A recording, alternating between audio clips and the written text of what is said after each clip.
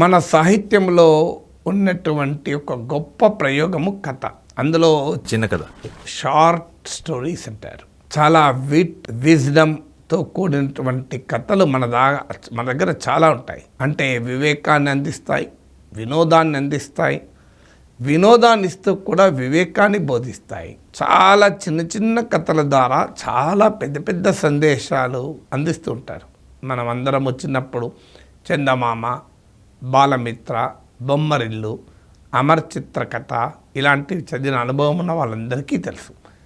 ఒక రకంగా ఒక తరం కొన్ని తరాల పర్సనాలిటీని షేప్ చేశాయి. అలాంటి వాళ్ళు చందమామ, బొమ్మరిల్లు, బాలమిత్ర కథలు చదువుతూ పెరిగాం. అమర్ చిత్ర కథ లాంటి వాటి కథలు చదువుతూ పెరిగాం. అంటే మన పర్సనాలిటీని కూడా చాలా ఘనంగా ప్రొఫౌండ్గా ఇన్ఫ్లుయెన్స్ చేసేటువంటి కథలు ఇవి. నిజంగా రాజకీయ నాయకులు, వ్యాపారవేత్తలు, చాలా పెద్దవాళ్ళు అనుకునేవాళ్ళు, ఈ సెలబ్రిటీలు అనుకునేవాళ్ళు కనుక ఈ చిన్న చిన్న కథలు చదివితే జీవితంలో తామెవరము, తమ పరిస్థితి ఏంటి అనేది అర్థం చేసుకోగలరేమో. ఎందుకు ఈ ఉపోద్ఘాతం చెప్తున్నానంటే, ఈ మధ్య నేను 2 కథలు చదివాను. నాకు ఇప్పటికీ కథలు అంటే చాలా ఇష్టం కనుక ఆ 2 కథలు చదివాను. చదివినప్పుడు అనిపించింది మీతో కూడా పంచుకుంటే బాగుంటుంది కదా అని. బహుశా మీ అందరూ గతంలో చిన్నప్పుడు ఎప్పుడైనా ఈ కథలు చదివి ఉన్నా ఆశ్చర్యపడాల్సింది ఏమీ లేదు. బట్ స్టిల్ కొన్ని రుచిగా ఉంటాయి, మనకు రోజు తిన్న రుచిగా ఉంటాయి. కొన్నిటిని మన బాధ్యతగా రోజు చదువుతాం కూడా. స్కూల్కి వెళ్తే జనగణమన రోజు చదువుతాం, ప్రతిజ్ఞ రోజు చేస్తాం. అందువల్ల కొన్ని రుచిగా, కొన్ని బాధ్యతతో చేస్తూ రుచిగా కూడా ఉంటాయి. దేశభక్తి కలిగిన ఎవరికైనా ఎన్నిసార్లు జనగణమన పాడినా ఆనందం వేస్తుంది తప్ప రిపిటేషన్ ఉండదు. అందుకే ఈ కథలు ఎన్నిసార్లు విన్నా మళ్ళీ మళ్ళీ వింటే మన వ్యక్తిత్వం నిర్మాణం అవుతుంది. ఇక కథలోకి వద్దాం. ఒకానొక అరణ్యములో ఒక ఏనుగు ఉండేది. చాలా పొగరుబోతు ఏనుగు. ఎంత పొగరుబోతు అంటే తన బలాన్ని చూసి తాను విర్రవీగేది. ఒకరోజు ఓ చెట్టు దగ్గరికి వచ్చింది. ఆ చెట్టు పైన ఒక పక్షి గూడు కట్టుకొని పిల్లలతో పాటు హాయిగా సంసారం చేసుకుంటోంది. వెళ్ళి ఆ చెట్టును పెకిలి వేస్తానంటూ మొదలు పెడుతుంది. ఆ పక్షి కిందికి దిగి వచ్చి ఏనుగుకు నమస్కరించి, నీవు ఈ చెట్టును గనక మూలాలతో సహా, వేళ్లతో సహా తీసి పక్కకు పడేస్తే మా పరిస్థితి ఏంటి? మేము గూడు కట్టుకొని చాలా కాలంగా ఇక్కడ నివసిస్తున్నాం, చిన్న బిడ్డలు ఉన్నారు, మాకు మళ్ళీ ఎక్కడికి పోతాం, మేము నిరాశ్రయులవుతాం అంటూ వారికి వేడుకున్నది. ఏనుగును వేడుకున్నది. కానీ ఏనుగు పొగరబోతు కదా, అసలు వేరే ప్రాణులుగా కూడా లెక్క చేయదు. తనకున్న అధికారం, తనకున్న శక్తి, బలం, మదంతో నథింగ్ డూయింగ్ అన్నది అని ఆ చెట్టును పెకిలి వేసింది. పాపం ఆ పక్షి తన చిన్న బిడ్డలతో చాలా నానా అవస్థలు పడింది. అక్కడికి వెళ్ళిపోయింది. మళ్ళీ దగ్గర ఒక నీటి కొలను లాంటిది ఉన్న చోటుకి వెళ్ళింది. అక్కడ చాలా కప్పలు ఉన్నాయి. మళ్ళీ వెళ్ళి ఆ కొలను చిందరవందర చేసే పని చేసింది. ఆ కప్పలన్నీ బతిలాడాయి. మేము ఎప్పటి నుంచో ఇక్కడ బతుకుతున్నాను, దయచేసి ఈ కొలంలోకి ఎంటర్ కాకండి, నీ పాదాల కింద మేము అన్యాయంగా చచ్చిపోతాం అని. కానీ ఏనుగు వినలే. ఇలా ఏనుగు బీభత్సంగా అడవిలో ఎవడి మాట వినకుండా తనకన్నా చిన్న ప్రాణుల్ని చాలా నీచంగా చూస్తూ, చులకన భావంతో చూస్తూ, విర్రవీగుతూ గడుస్తూ వచ్చింది. ఇది గమనించినటువంటి కొన్ని నక్కలు చర్చించుకున్నాయి. ఎలా, ఏం చేయాలి అని. నక్కల జిత్తులు మరి కదా. సో ఒక నక్కను పంపించాయి. ఆ నక్క ఏనుగు దగ్గరికి వచ్చి వినయంగా నమస్కరించింది. నక్క వినయం తెలుసు కదా మనకు. మహాప్రభు, నీ సర్వశక్తివంతులు ఈ అరణ్యంలో, కానీ ఇప్పటి వరకు ఈ అరణ్యానికి ఒక సింహము రాజుగా చలామణి అవుతుంది. నీ శక్తి ముందు ఆ సింహం ఎంత? అరణ్యంలో ఉన్న జంతువులు ఇంతకాలం గుర్తించలేకపోయాయి. కానీ మేమందరము సమావేశమై ఇప్పటికైనా బెటర్ లేట్ దెన్ నెవర్ అని ఈ అరణ్యానికి రాజసింహాసనం పైన నిన్ను కూర్చుండబెట్టాలని నిర్ణయించాం. అందువల్ల నీవు వచ్చి ఆ సింహాసనాన్ని అధిరోహించు. మేము అరణ్యంలో ఉన్న సమస్త జీవరాశులు నీకు పట్టాభిషేకం చేస్తాయి అన్నారు. సో ఏనుగు అని, ఇప్పుడు వెంటనే నీవు నా వెంబడి రావాలి. ఆ సింహం వెళ్ళిపోయింది. దాన్ని సింహాసనం మీకు దించేశాం. మళ్ళీ ఇంకో సింహం రాకముందే నీవు వచ్చి ఆ సింహాసనంపై కూర్చోవాలి. సమయం లేదు మిత్రమా అని చెప్పేసింది. సో ఏనుగన్నది ఇది అమావాస్య రాత్రి, ఈ చీకట్లో నేను ఎక్కడికి రావాలి, ఈ పట్టాభిషేకాన్ని వాయిదా వేయలేవా అని అడిగింది.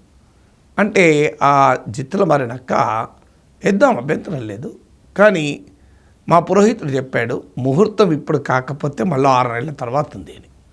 6 నెలల వరకు రాముడెవడు రాకాశివుడు, ఆ సింహాసనం ఇప్పుడు ఖాళీ చేయించాం, ఆ సింహాన్ని పంపించేశాం, ఈలోగా ఇంకా అంతకన్నా శక్తివంతమైన సింహం వచ్చి కూర్చుంటుందేమో, అప్పుడు మా చేతిలోనైనా ఉందా మహాప్రభు అన్నది.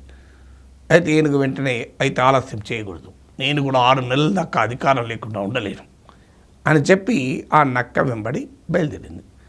ఆ నక్క ముందు నడుస్తుంది, ఏనుగు వెనకాల నడుస్తుంది. అలా ఏనుగును దారి చెప్తూ ఒక బురదని కుంటలోకి ఏనుగును తీసుకెళ్ళింది. నక్క చిన్నగా సన్నగా ఉంటుంది కనుక చాలా సులభంగా ఆ బురద కుంట దాటింది. ఏనుగు మాత్రం ఆ బురద ఊబిలో దిగింది. అప్పుడు నక్క అన్నది, ఏనుగు అన్నది, ఇళ్ళకి తీసుకొచ్చావు నన్ను, నేను ఇప్పుడు ఇక్కడికి వెళ్ళి ఎలా ఈ బురద గుట్ట నుంచి బయటపడాలంటే నువ్వు చాలా శక్తివంతుని కదా, నీవు చాలా బలవంతుని కదా మా అందరికన్నా, నేను దాటానే నువ్వు దాటలేవా అన్నది. అప్పటికి ఏనుగు అర్థమైంది, ఎంతటి శక్తివంతుడైనా అహంకారంతో మదంతో మరిగితే ఆఖరికి ఊబిలో కూరుకుపోతావని. సో ఇది మొదటి కథ. బలవంతుడు నాకేమని చలి సీమల చేత చిక్కి చావక సుమతి అని శతక సాహిత్యంలో మనం చదివాం. ఎంతటి బలవంతురాలైన ఆ ఏనుగు అహంకారంతో మదంతో తోటి ప్రాణుల పట్ల చాలా చులకనగా ప్రవర్తించి చివరకు ఊబిలో కూరుకుపోయింది. అందుకే మనకు తెలుసు ఎలా ప్రజలు చాలా బలమైన నాయకులనే వారిని తీసి విసిరి పడేస్తే వారు ఎక్కడికి పడిపోతారో చూడండి. ప్రజలకు ఎంత సామర్థ్యం ఉందో చూడండి. ఎప్పుడు ఎవరిని పైకెక్కిస్తారో తెలియదు, ఎవరిని ఎప్పుడు కిందికి దించుతారో తెలియదు.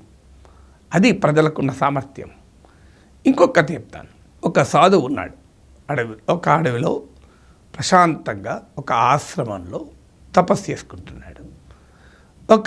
సడన్గా ఒకరోజు తన ఆశ్రమం ముందు కూర్చుని ఉంటే ఒక గద్ద వెళ్తూ అక్కడ ఒక ఎలుక పిల్లలను వదిలేసింది పైకెళ్ళి. బహుశా తీసుకెళ్తూ ఉన్నట్టుంది ఎలుకను, ఏదో కారణమైతే వదిలేసింది. ఆ ఎలుక భయపడుతూ సాధువు దగ్గరికి వచ్చింది. సాధువు దానికి సపర్యలు చేసి నువ్వు ధైర్యంగా వెళ్ళు అని పంపించేసింది.